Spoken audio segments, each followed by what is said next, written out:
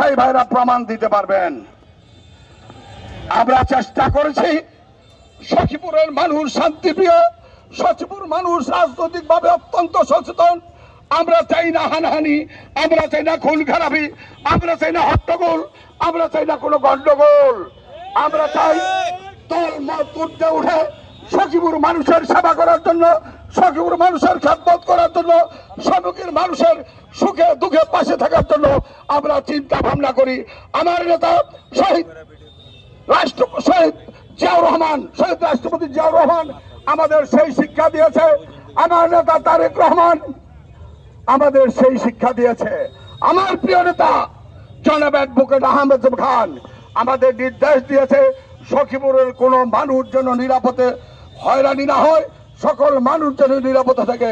আপনারা বাংলাদেশ জাতীয়তাবাদী দল এবং তার সকল সহযোগী সংগঠন সখীপুরবাসীকে নিরাপত্তা দেবেন অতন্ত্র প্রহরীর মতো। আপনারা সদা সর্বদা সারা দিন জাগ্রত থাকবেন। আপনাদের পাহারা হিসাবে নিয়োগ করা হলো সখীপুরের মানুষের জন্য। আমরা সেই পাহারা দিয়েছি, কিন্তু অত্যন্ত দুঃখের লজ্জার বিষয়, রাজনীতি করার সবারই আছে।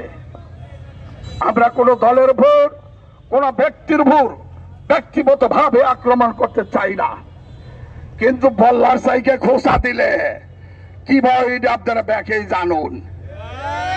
অন্যায় করি নাই, চাঁদা দেই নাই, কোনোখানে লুটপাট করি নাই। আপনারা অযথা বন্ডাম করতেছেন। পরিত্যক্ত পতিত আওয়ামী লীগ, স্বৈরাচার আওয়ামী লীগ, কর্তৃত্ববাদী আওয়ামী লীগের সাথে বিএনপিকে তুলনা করছেন। ছি ছি ছি, কাদের সিদ্দিকী, আপনাকে ঘৃণা করি, আপনাকে নিন্দা জানাই, আপনাকে নিন্দার ভাষা জানা নাই। আপনি একজন মুক্তিযোদ্ধা, আমি একজন মুক্তিযোদ্ধা। আপনার অধীনে আমরা যুদ্ধ করেছিলাম, সেজন্য আপনাকে সম্মান করি, আপনাকে শ্রদ্ধা করি। কিন্তু আপনি যে একই রঙে শতরূপ ধরেন, সকাল বিকাল আপনি রূপ পরিবর্তন করেন, কখন কার পথে কোন দালালি করেন, কোন স্বার্থ নিয়ে, সেটা বোঝা মুশকিল। আপনার বাংলাদেশের বহু সম্পদ লুণ্ঠন করেছেন, টাঙ্গাইলে 4টি ব্যাংক লুটপাট করেছিলেন, মোহাম্মদের বিহারীদের বাড়ি দখল করেছিলেন অবৈধভাবে। গত 7 জানুয়ারি নির্বাচনে হাসিনার পায়ে ফুল জল দিয়ে, তার পায়ে নাকে খত দিয়ে আপনি সেই বাড়ি লিখিয়েছেন। আপনার টাঙ্গাইলের মুক্তার ভার আপনার বাবা নিয়েছিলেন, সেটাকে আপনি সোনার বাংলা করছেন। সোনার বাংলা কি আপনার একা নাকি গিয়া কাজেই?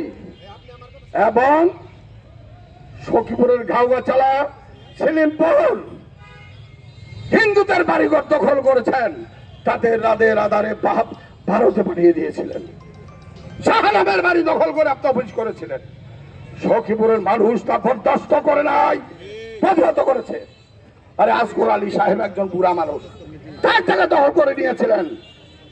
এই দিশিকদার আপনার দলের লোক, তার জমিও দখল করে নিয়েছিলেন। আপনার জমির শোক মরে নাই। আর কত লাগে আমার কাছে যোগাযোগ করেন। আমার বাবার 200-300 বিঘা আছে বা 200-300 একর আছে, আমি আপনাকে কিছু দেবনি। তবু সখীপুরের কোন মানুষকে হয়রানি করে চলবে না।